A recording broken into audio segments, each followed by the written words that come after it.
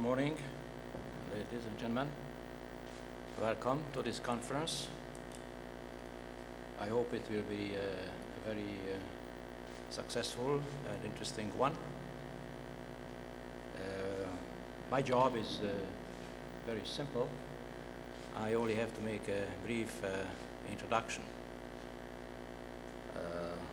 raising perhaps one or two questions or ideas. When I looked at the title, Energy Security and Diplomacy, then of course it immediately came to my mind what energy has to do with diplomacy. Indeed, what is diplomacy? What is the scope? What is the area of what we call in colloquial language diplomacy?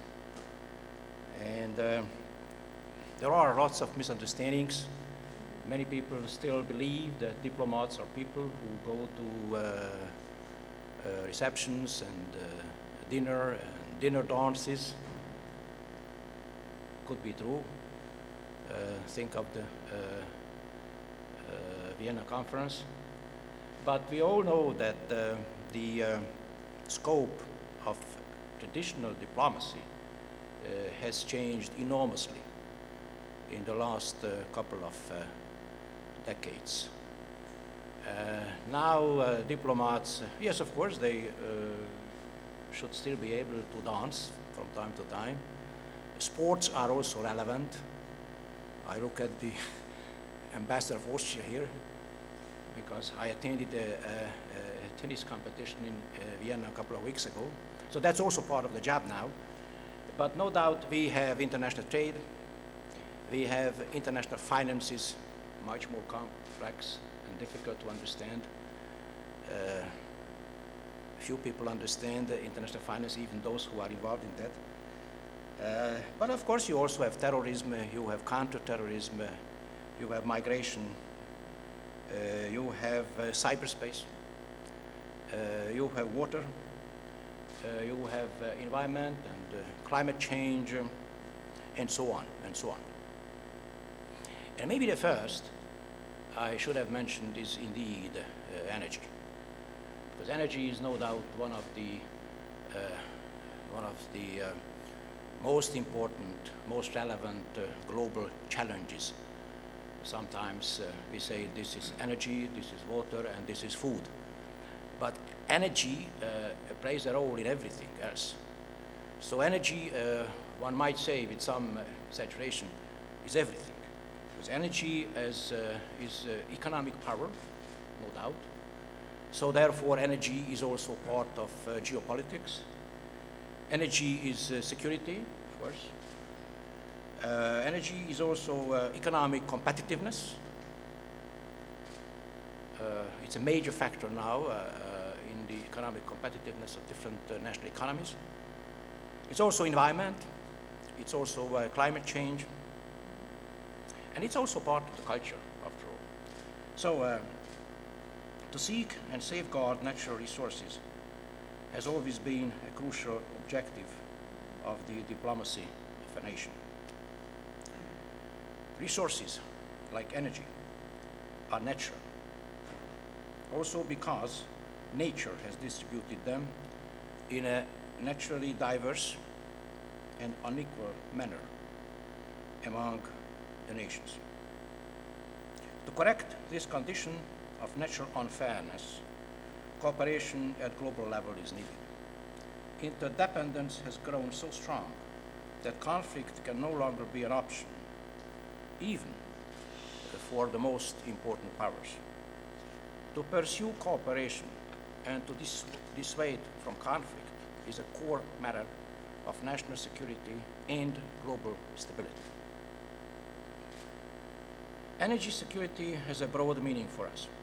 It covers the security of supply, to guarantee sustainable, reliable access to energy at reasonable prices.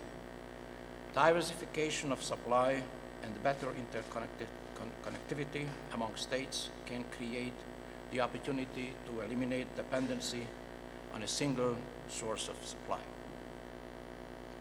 Energy is now at the heart of the global economy.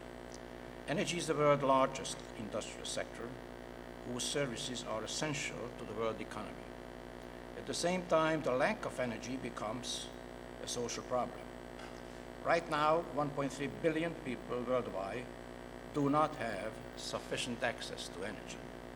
This is unjust and unsustainable, amounting to a missed opportunity humanity cannot afford. Paradoxically, the abundance of energy can also be a societal problem if it is misused by leaders who hoard for themselves instead of investing energy revenues back into the economies and the societies of their countries. Therefore, energy security and the promotion of democracy and the rule of law are closely interrelated issues. It is not indifferent at all whether autocratic and corrupt regimes or transparent, democratically accountable governments are in control of huge shares of the world's energy resources. There are, of course, even more direct threats, such as terrorism targeting energy infrastructure or natural disasters causing globally felt disruption. Attacks like the one against the Amenas gas plant in Algeria, March 2013, or extremists' assaults on installations in the Niger Delta or in Yemen are examples for the former. The Fukushima catastrophe in March 2011 for the latter category.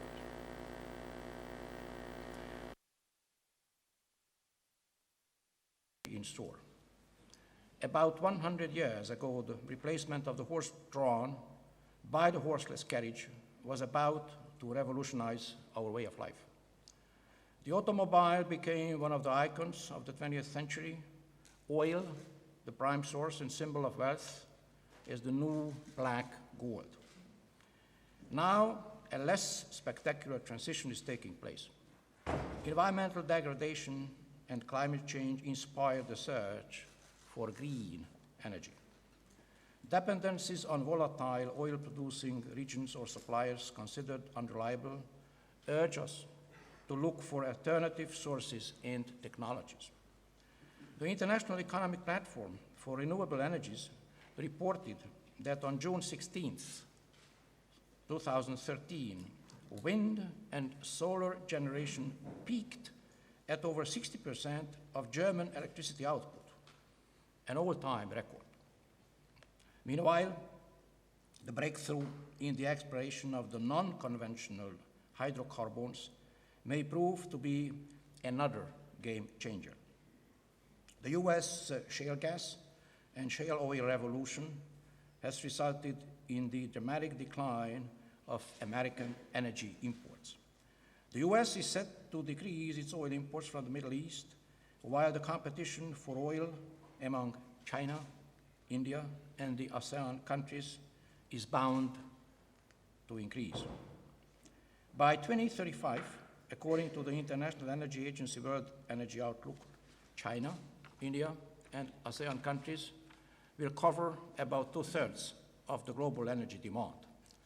The foreign policy implications of all this will be far-reaching and hard to foresee. What about Hungary?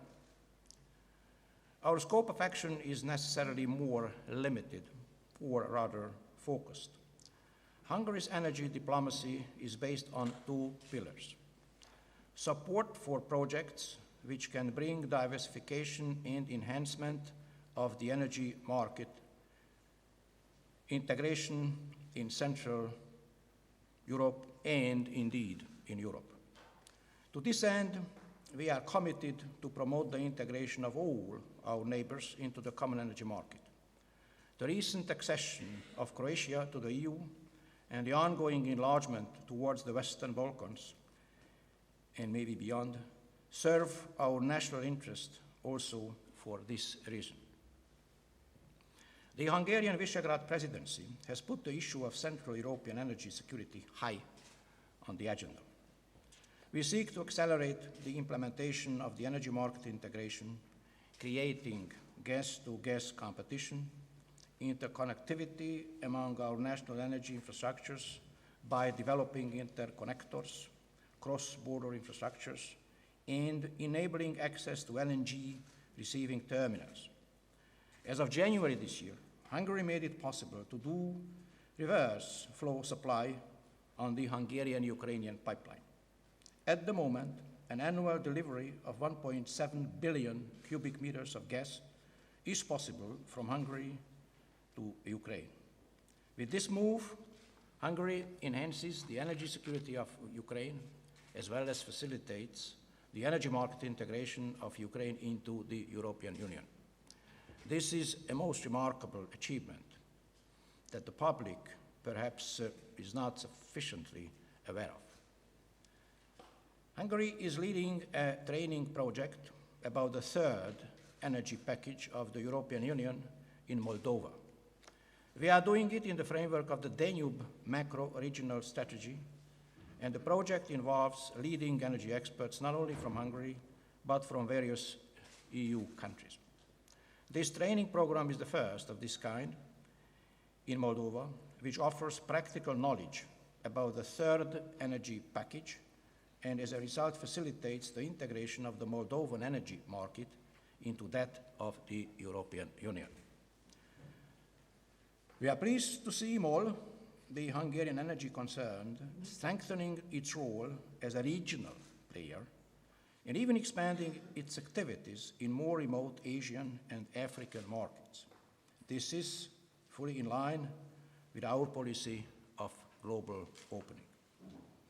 Another initiative of Hungarian diplomacy on a closely related topic is the Budapest Water Summit scheduled for early October. Water is much more than a source of energy, but it will nonetheless be an essential element in the energy mix of the future. Our country has water reserves and expertise in water management, which both are significant even by global standards. We expect United Nations General Secretary Ban Ki-moon and other leading international personalities to attend the event. Ladies and gentlemen, we live in an age of unprecedented challenges and opportunities.